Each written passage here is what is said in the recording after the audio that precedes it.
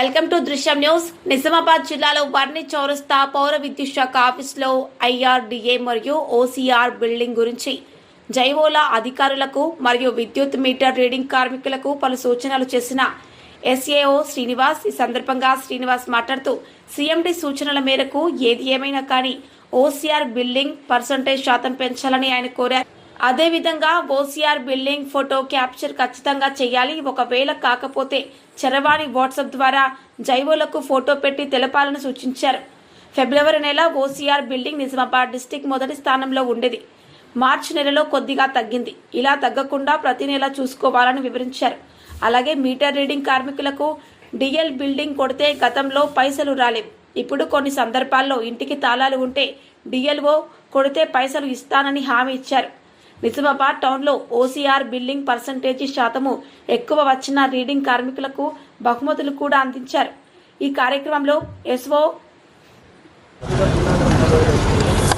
నిజామాబాద్లోని ప్రతి డివిజన్ 8వ డివిజన్కు గౌరవ కమిషనర్ గారు మరియు మున్సిపల్ డిపార్ట్మెంటు, ఇంజనీరింగ్ ఈ గారు, టౌన్ ప్లానింగు అండ్ శానిటేషన్ వాళ్ళ అందరూ ఆఫీసర్లతోటి 8వ డివిజన్ విజిట్ చేయడం జరిగింది. ఇందూరు నగరంలోని 54 డివిజన్లు, మొత్తం 60.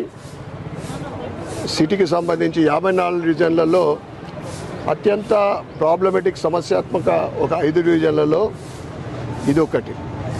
ఎందుకంటే ఒకప్పుడు సిటీకి ఆనుకొని అవుట్స్కట్లో ఉన్న ఈ డివిజను ఇప్పుడు సిటీకి దగ్గరలో అయిపోయి సెంటర్లో అయిపోయి దీని తర్వాత కూడా సిటీ డెవలప్ అయింది. ఇక్కడ ముఖ్యంగా చాలా మేజర్గా రోడ్లు, డ్రైనేజీ, వర్షాకాలం వస్తే స్టామ్ వాటర్ నీళ్లు నిలవడము, డ్రైనేజీ గురించి అంటే అండర్ గ్రౌండ్ డ్రైనేజ్ లేకపోవడము. ఇప్పుడు అమృత్ 2 కింద వర్కులు కూడా నడుస్తూ ఉన్నాయి. ఇక్కడ కూడా ఈ కాలనీలో కూడా స్టార్ట్ అయింది. ఇవన్నీ కూడా మేమందరం కలిసి చూడడం జరిగింది. కమిషనర్ గారి దృష్టికి కూడా తీసుకెళ్ళడం జరిగింది. అక్కడ అన్ని చూసిన తర్వాత పాజిటివ్గా స్పందించారు కమిషనర్ గారు. తప్పకుండా అభివృద్ధికి దీనికి ప్రత్యేకమైన దృష్టి పెడతామని 3-4 కాలనీలలో దీనిపైన ప్రత్యేకమైన దృష్టి పెట్టి డెవలప్మెంట్ కోసము అందరం కలిసికట్టుగా ప్రయత్నిస్తాం.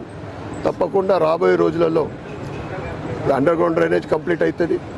ఈ రోడ్లు, మిగతా సమస్యల్ని మ్యాక్సిమంగా వీలైనంత సాల్వ్ చేయడానికి తప్పకుండా ప్రయత్నిస్తాం. సార్, గత 40 సంవత్సరాల్లో చేయలేని అభివృద్ధి గత 10 ఏళ్ళు చేశానని చెప్పేసి మిస్టర్ డెవలప్మెంట్గా నాకు పేరుందని చెప్పేసి గత ఎమ్మెల్యే అన్నారు సార్. మీరేమో అభివృద్ధి జరగలేదంటున్నారు. కాలనీ వాళ్ళకి అడుగుదాము. 25 ఏళ్ల నుంచి అసలు ఆయన 10 ఏళ్లలో అడుగు పెట్టింది లేదు ఇక్కడ. ఆయనకి ఏం తెలుస్తుంది? ఎమ్మెల్యే గారికి ఏం తెలుస్తుంది? అడగండి, మీరే ఒకసారి వెళ్ళండి. 10 ఏళ్ళల్లో అడుగుపెట్టి ఎలక్షన్లప్పుడు వచ్చిండొచ్చు, అది కూడా మొత్తం రాలే. ఇవాళ నేను 70% కాలనీ తిరిగినా, ఇంతకుముందు తిరిగినా, మధ్యాహ్నం తిరిగినా, వాటితోటి డైరెక్ట్ కనెక్టివ్గా 10 సంవత్సరాల అభివృద్ధి ఏంటిదో 8వ డివిజన్ చూస్తే అందరికీ తెలిసిపోతుంది. నిజామాబాద్ ప్రజలకు వేరే అవసరం లేదు. వాళ్ళు వర్షాకాలం వస్తే స్కూళ్ళు వాళ్ళ పాపల్ని, పిల్లల్ని స్కూల్ వదిలేయడానికో, వాళ్ళ వైఫ్ ఎంప్లాయ్ అయితే ఆఫీస్ వదిలేయడానికో పోతే ఆ 2 వీలర్ మీద పడి చాలామంది ఇక్కడ ఫ్రాక్చర్లు అయినాయి. లైట్ల సమస్య తొందరలోనే తీరుతుంది. ఎందుకంటే ఆ బీఆర్ఎస్ ప్రభుత్వం ఆ చేసిన ఘనకార్యంలో అది కూడా ఇలా నిజామాబాద్ చీకటి అంటే దానికి కారణం కూడా గత ప్రభుత్వము, గత పాలకులే.